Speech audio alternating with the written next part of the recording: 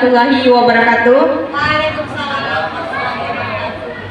Alhamdulillah di pagi yang cerah ini kita dapat berkumpul di sini dalam kegiatan diseminasi budaya positif di sekolah. Dengan saya calon guru penggerak angkatan 10 dan pengajar praktek saya Pak Dedi Supriyanto SSTPI dan fasilitator saya adalah Halimatul Sadia MPD.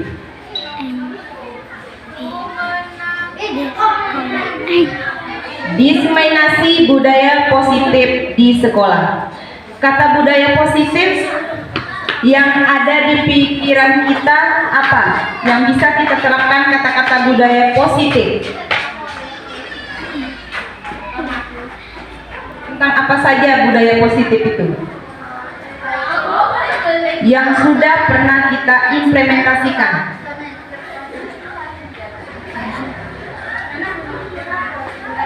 Seperti kegiatan apa saja? Ya, tadi Bu Lina bilang membuang sampah pada tempatnya. Itu adalah budaya positif yang diterapkan di sekolah.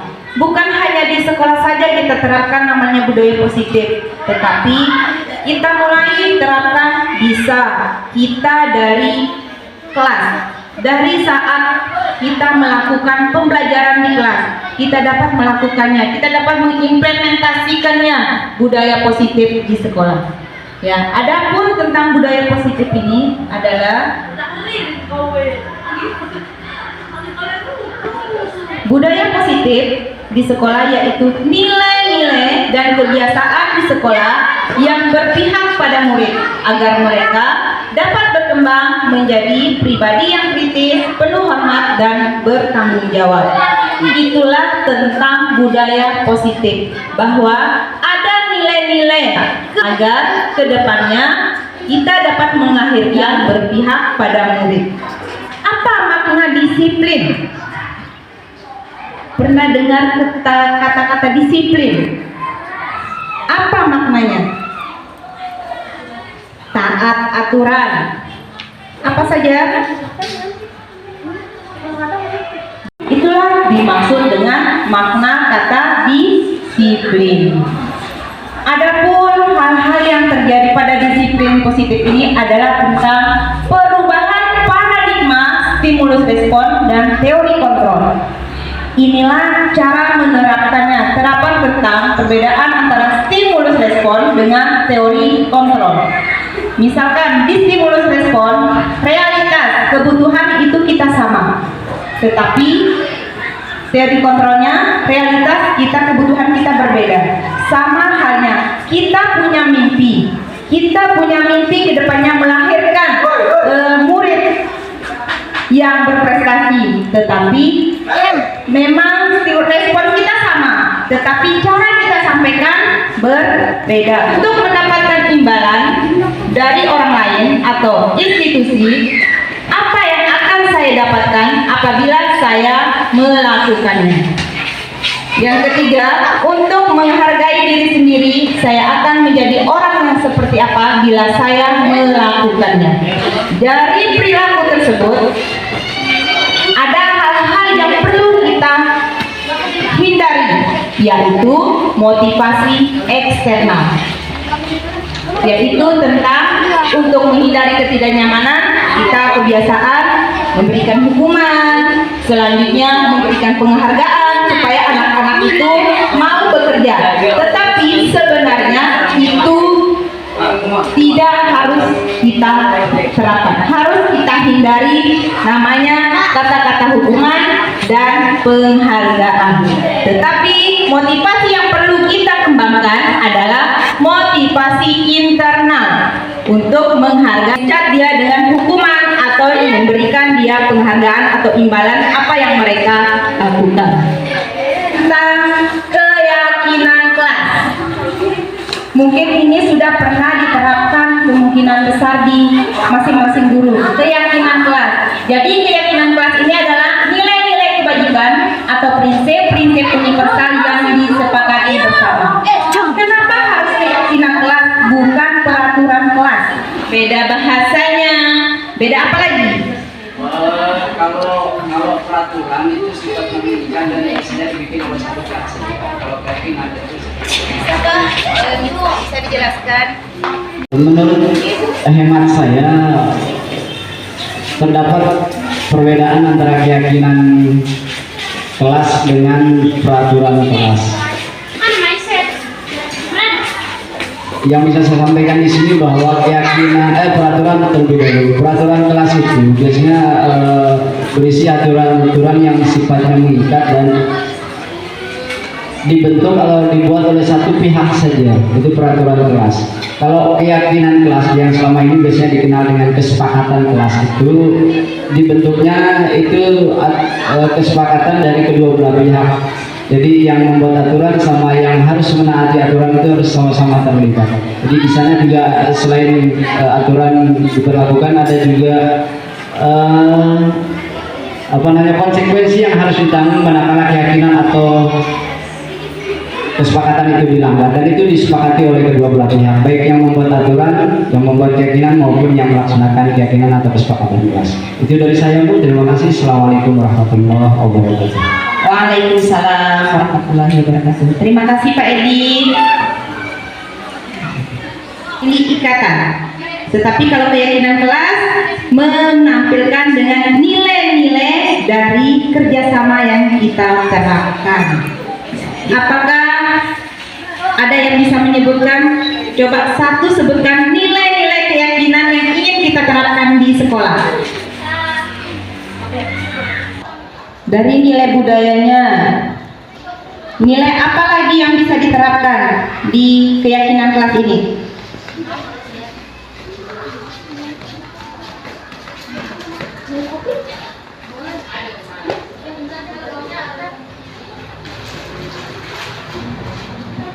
Jadi ada nilai-nilai yang pertama bisa kita terapkan dengan kedisiplinan.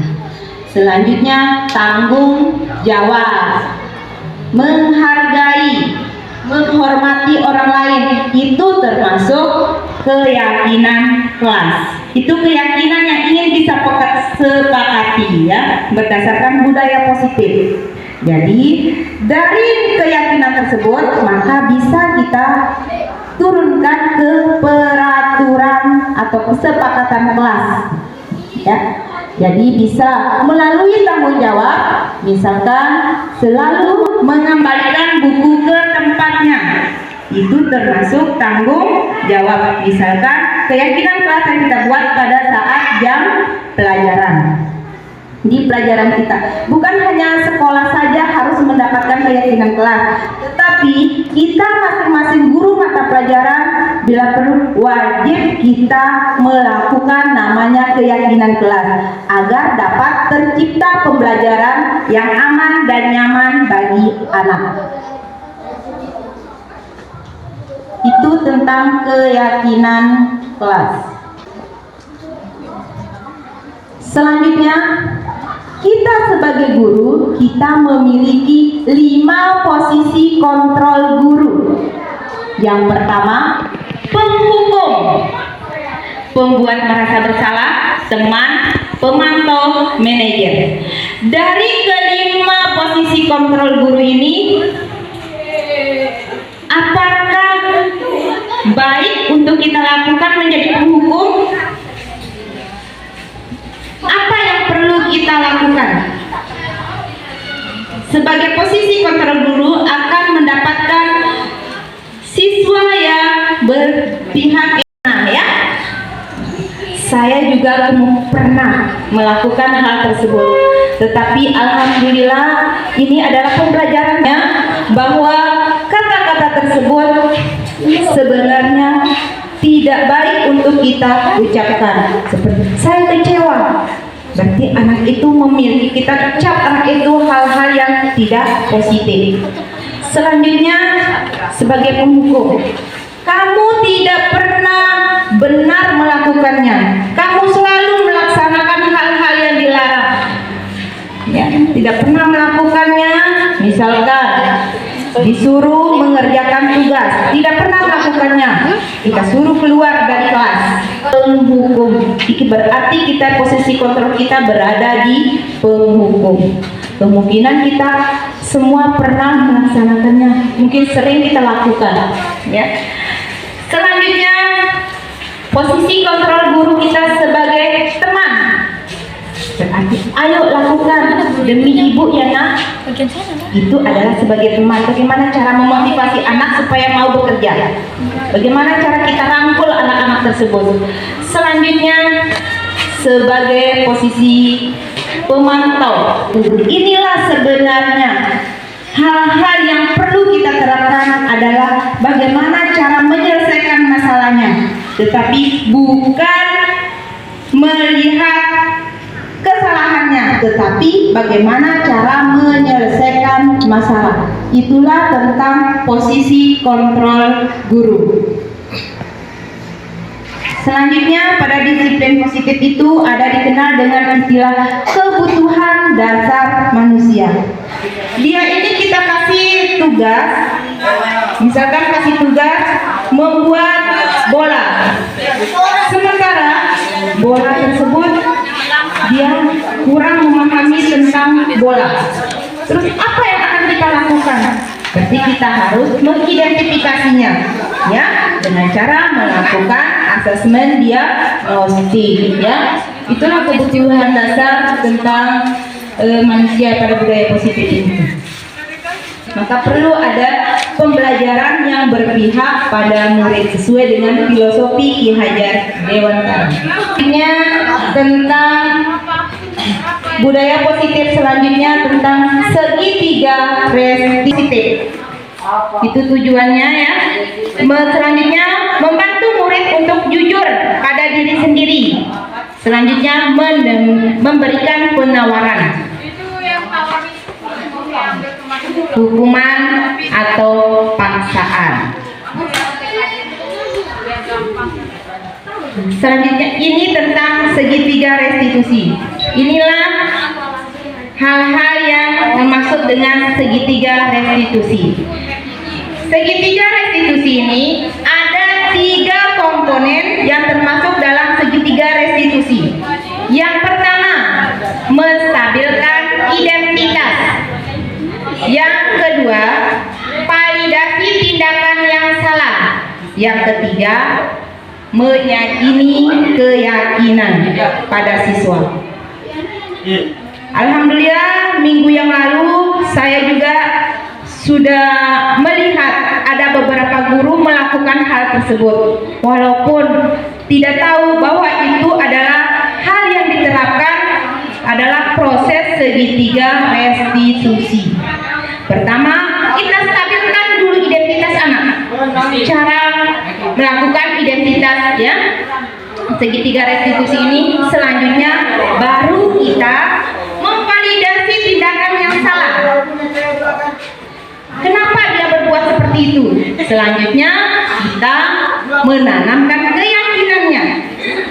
Itulah posisi kontrol guru di manajer. Makanya guru harus sebenarnya bukan hanya pimpinan saja punya posisi manajer, tetapi guru wajib melakukan namanya posisi kontrol guru sebagai manajer, bukan hanya penghukum, membuat merasa bersalah. Ini tahapan-tahapan segitiga restitusi. Yang pertama, menstabilkan identitas. Pertama, kita menstabilkan identitas. Caranya berbuat bisa melakukannya yang lebih buruk dari ini, ya. Kita validasi anak kenapa dia berbuat salah. Selanjutnya, kamu pasti punya alasan mengapa melakukan hal itu. Kamu patut bangga pada dirimu sendiri karena kamu telah melindungi sesuatu yang penting. Karena nama ini jarang mau terbuka secara langsung, makanya bisa kita panggil dengan cara manajer dekati dia. Itulah cara posisi manajer. Inilah kata-kata yang harus kita lakukan, bisa dengan bahasa-bahasa yang lain tetapi arahnya sama.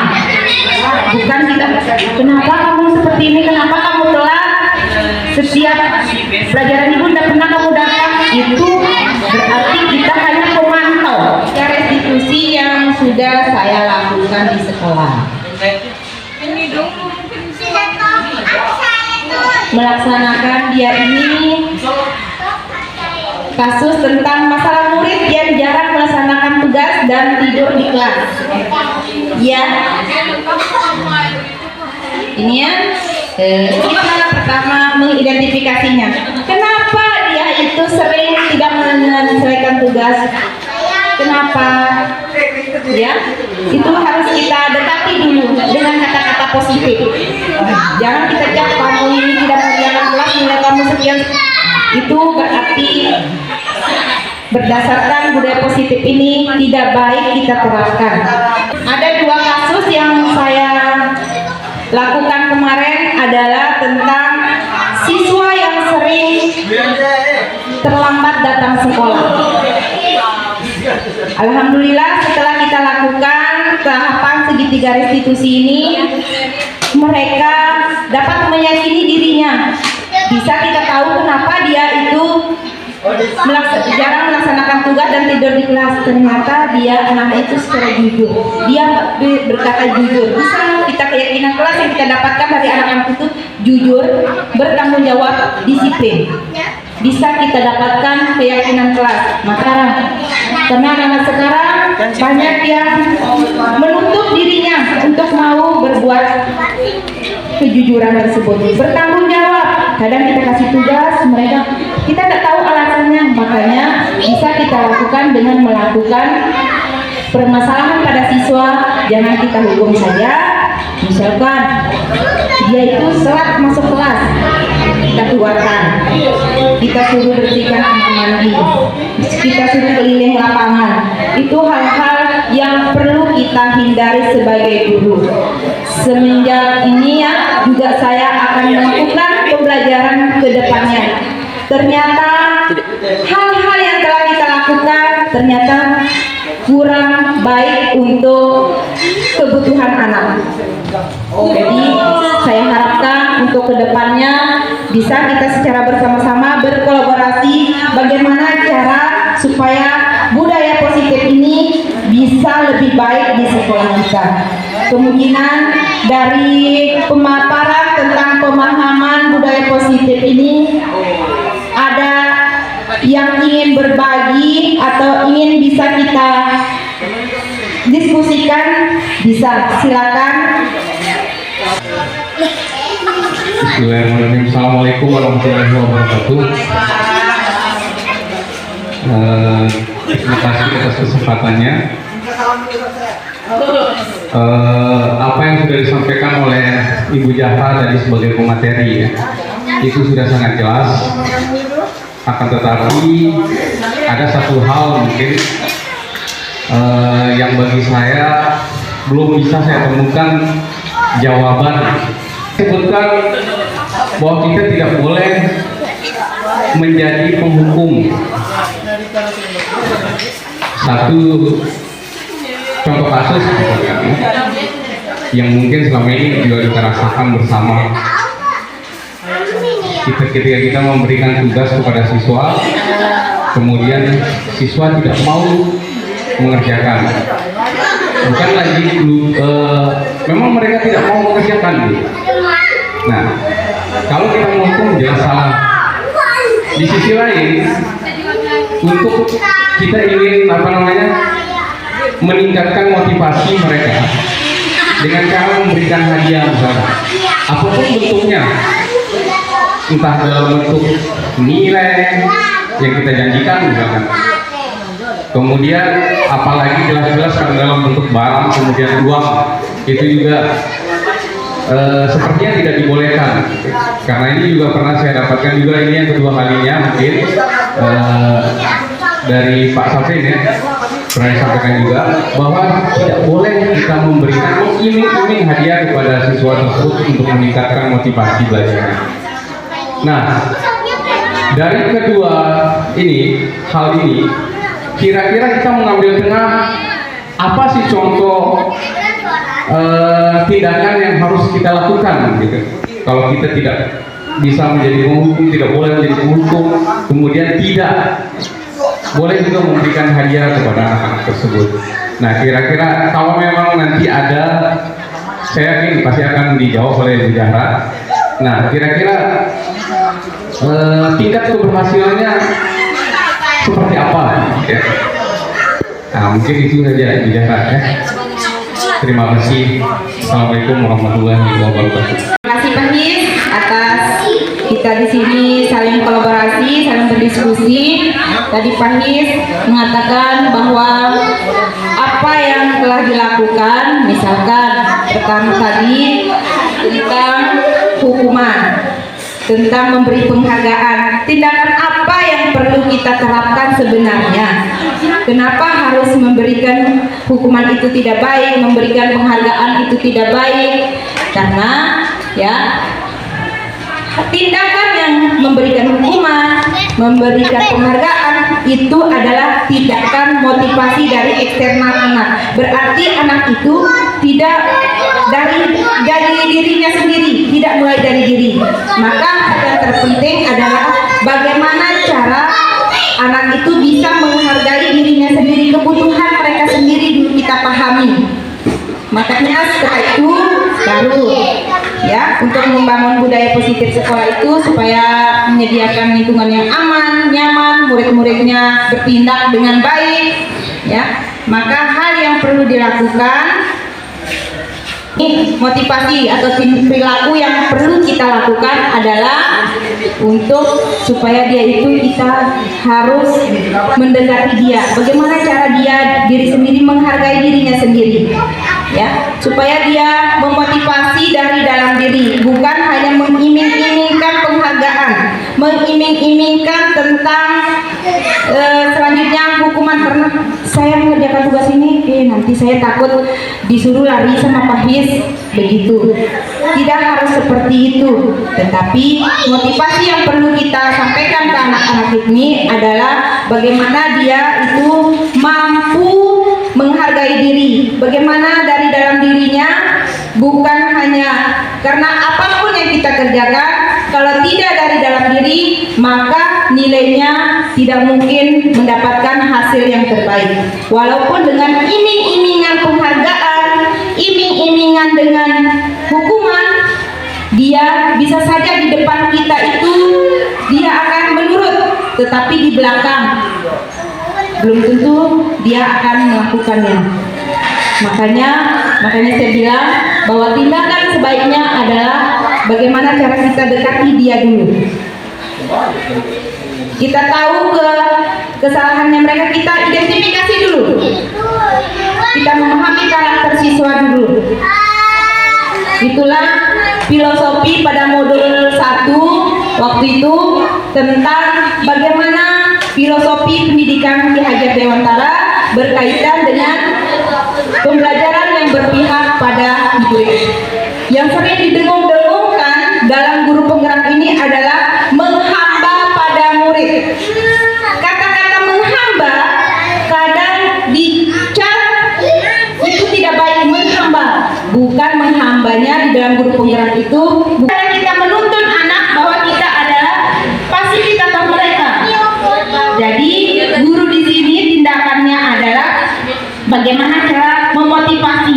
Tindakan yang perlu kita lakukan adalah memotivasi anak supaya dia itu belajar dari dalam diri, bukan iming-imingan atau penghargaan. Makanya itu yang perlu kita hindari.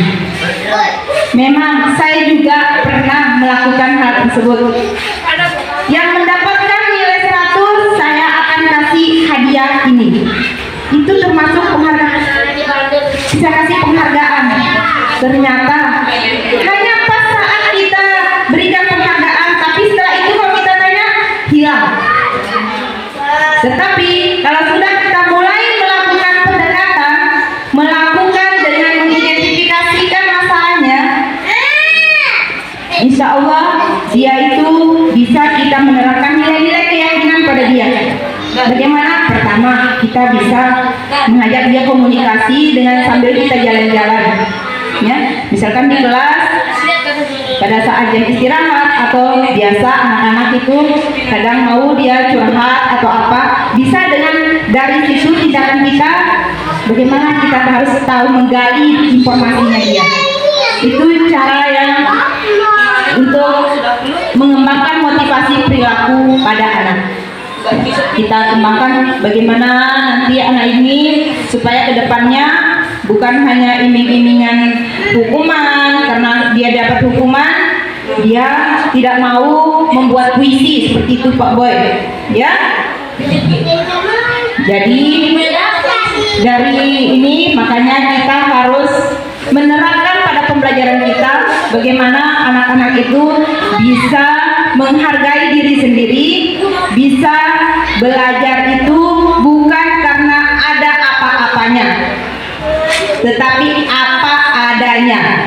Kita di sini pembelajaran kita dituntut di sini bukan nilai, bukan angka, tetapi hal yang perlu kita ini adalah bagaimana cara membangun budaya positif pada anak.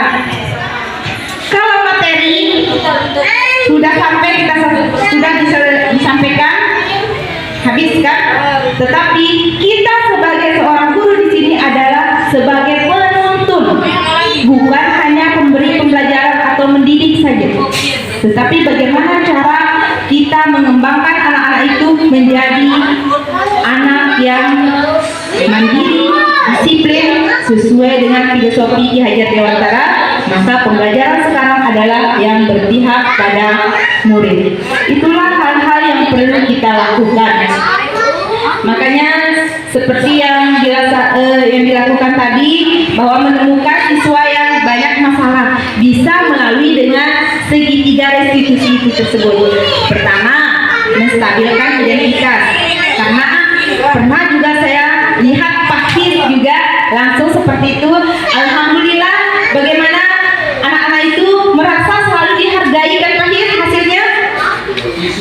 Itu adalah segitiga restitusi yang telah dilaksanakan oleh Pakis. Pernah kita laksanakan, bukan tidak pernah, tetapi belum memahami bagaimana apa sih sebenarnya segitiga restitusi tersebut. Ajak ngomong, kenapa dia begini, itu adalah kata-katanya itu. Itulah cara kita mendekati anak-anak. Bagaimana cara kita menyelesaikan masalah pada anak. Tadi banyak anak yang tidak mengerjakan tugas, banyak anak yang terlambat datang sekolah. Biasa kita setelah pelajaran selesai atau jam istirahat bisa nanti dipanggil anak tersebut. Nah, setelah ini datang ke ruangan Bapak ya, bisa. Itu kita akan bagaimana cara kita menemukan karakter anak, kriteria anak itu supaya dia meyakini apa yang diterapkan. Keyakinan-keyakinan yang sudah kita kasih tahu bisa berjalan dengan baik dan mendapatkan hasil yang sangat memuaskan. Alhamdulillah, hasilnya bagaimana pagi kemarin setelah melakukan kegiatan tersebut? Terselesaikan masalahnya tanpa harus kita beri hukuman kan, tanpa harus kita membuat dia merasa bersalah kan?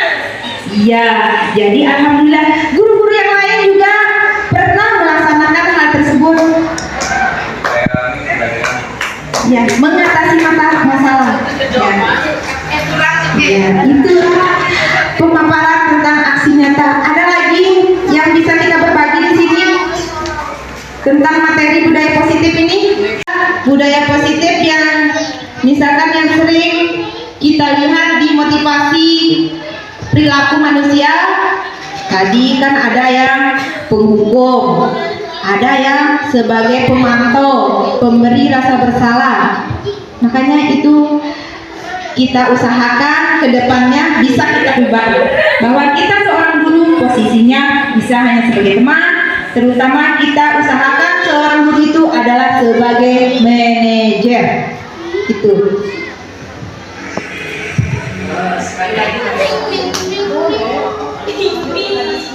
Ya. Tetapi arahnya sama. Tadi menstabilkan identitas, memvalidasi tindakan yang salah, selanjutnya menanyakan keyakinan murid. Insya Allah apapun masalahnya bukan hanya pada murid, tetapi bisa lakukan kita segitiga restitusi ini. Guru menulis refleksi. Setelah mempelajari modul ini, apa yang dapat Ibu ambil petik dari materi ini? Selanjutnya, apa yang perlu ditingkatkan? Keyakinan apa yang akan diterapkan ke depannya? Kemudian kalau sudah yakin dengan kesepakatan ini, maka di berikutnya ada yang namanya juridis struktur. Artinya yang harus dilakukan jika ada oknum yang melanggar keyakinan dan kesepakatan kelas itu. Kita sebagai guru bukan yang menghukum mereka, bukan kita yang mengadili kesalahan yang para siswa lakukan, bukan, tetapi keyakinan yang muncul dari kesepakatan itu yang menghukum sendiri. Artinya, kamu kan sudah janji begini, terus hukumannya kayak gimana? Oh iya Pak, oh iya Bu, di kesepakatan itu jika saya begini, hukumannya kayak gini. Jadi dia sendiri. Jadi tidak ada lagi yang namanya penekanan atau kekerasan, tidak ada lagi muncul di siswa. Tapi bagaimana siswa itu bisa menjadi sahabat seperti anak kita. Kita bisa menjadi sahabat dia dan dia menjadi sahabat kita. Kalau sekarang ini, maaf saja termasuk saya, lebih banyak penghukum, pemberi merasa bersalah, kebanyakan di kita. Ya, karena mungkin karena jengkel, karena sudah terlalu sering, akhirnya anak-anak para siswa just untuk A, B, C dan seterusnya. Kemudian ada yang berikutnya adalah bagaimana jika anak ini bermasalah, dia akan bisa menemukan solusinya sendiri. Maka itulah fungsi kita sebagai guru, sebagai pendidik, sebagai coach. Di sini kita berfungsi sebagai coach, ya, sebagai pembimbing, pendamping.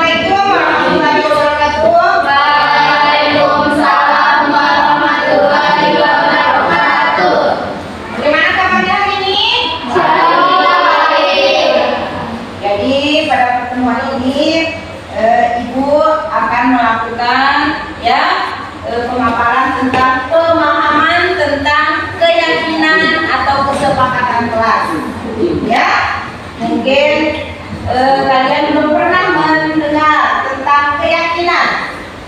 Ya, keyakinan kelas. Kenapa harus ada keyakinan kelas, bukan peraturan kelas? Ya, jadi peraturan kelas dan keyakinan kelas itu memang berbeda, tetapi ya keyakinan kelas itu terjadi kita yakini dulu apa yang menjadi arah kita ke depannya. Kita yakin, beri nilai-nilai keyakinan dulu pada diri kita. Setelah itu kita akan membuat seperti dengan peraturan ke kelas, ya. Maka ini akan Ibu paparkan materinya tentang keyakinan kelas. Jadi keyakinan kelas atau kesepakatan kelas itu adalah keyakinan pernyataan berbentuk tulisan yang dibuat oleh seseorang atau sekelompok orang yang bersifat universal, ya, berfungsi untuk membangun hal yang positif agar semua orang mentaatinya. Keyakinan kelas jumlah kalimatnya tidak banyak atau singkat sehingga mudah diingat dan dipahami oleh semua warga kelas. Jadi nilai-nilai yang ingin kita yakini itu apa yang akan menjadi motivasi kita ke depannya agar pembelajaran ke depannya akan menjadi bermakna. Ya, itu tentang keyakinan kelas. Jadi adapun nilai-nilai tentang keyakinan kelas, ya, tujuannya di sini kita membuat keyakinan kelas adalah menumbuhkan rasa tanggung jawab dan komunikasi yang efektif antar siswa dan guru. Kita ini adalah bentuk salah satu bentuk keyakinan atau kesepakatan kelas yang bisa kita terapkan, bisa kita gunakan, kita mudah dalam melaksanakannya. Ya, misalkan dari kata-kata ini datang tepat waktu. Bisa dilaksanakan enggak? Bisa. Bisa diyakini enggak? Bisa. Ini adalah satu keyakinan kalian bahwa akan datang tepat waktu. Ya. Menjaga kebersihan kelas. Siap enggak menjaga kebersihan kelasnya? Siap? Siap. Mengerjakan tugas tepat waktu. Siap? Saling menanggapi. Ya. Jadi keyakinan kelas yang kita tetapkan itu nilai-nilainya memiliki nilai-nilai kebajikan. Yang pertama ada nilai disiplin, ada nilai tanggung jawab, ada nilai mandiri, ya, ada nilai keadilan, kebersamaan, kebersihan, ya, ketentraman. Itu termasuk keyakinan nilai-nilai kebajikan yang kita terapkan. Ya. Disiplin, ya. Selanjutnya saling menghargai. Berarti kita kebersamaan, ya. Ini ada beberapa nilai kebajikannya, kebajikan universal yang dapat kalian terapkan, ya. Mengenai nilai-nilainya. Nilai-nilai kebajikan di sini. Nilai-nilainya adalah pertama, berkeadilan. Selanjutnya keselamatan, tanggung jawab, kejujuran, rasa syukur, berprinsip, integritas, kasih sayang, rajin, berkomitmen, percaya diri, kesabaran dan keamanan, dan masih banyak lagi tentang nilai-nilai yang perlu kita kembangkan. Ya, jadi di sini, ya, Ibu ingin membuat kesepakatan kelas, keyakinan kelas di kelas ini. Ya, nanti masing-masing siswa silakan menulis keyakinannya sendiri-sendiri. Ya, apa yang menjadi keyakinan kalian bersama temannya? Silakan dibuat keyakinan kelas yang sudah dibuat sama teman kamu. Baca semuanya. Semuanya yang ditempel. Ya, satu, percaya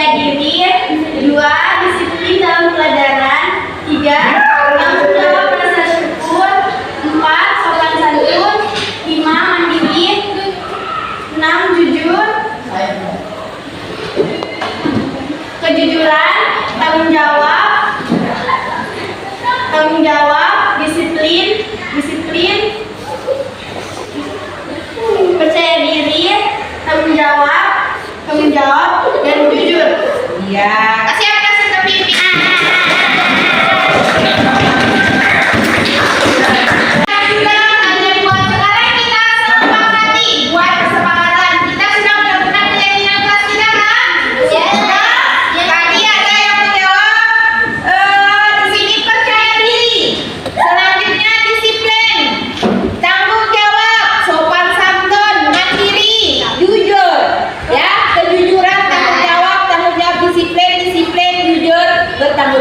Jadi di sini bisa kita tentukan keyakinan kelas yang akan menjadi kesepakatan kita bersama. Ya.